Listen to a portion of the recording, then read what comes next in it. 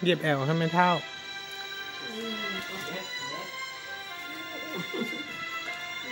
ข้าวไหว้ค่ะท่านออกหลวงขึ้นเรื่องข้าวไหว้ค่ะวันนี้เจ้างามจริงเชียวยังลงแต่ลุงท่านผู้ตัดหน้าเสียก่อนจ้าง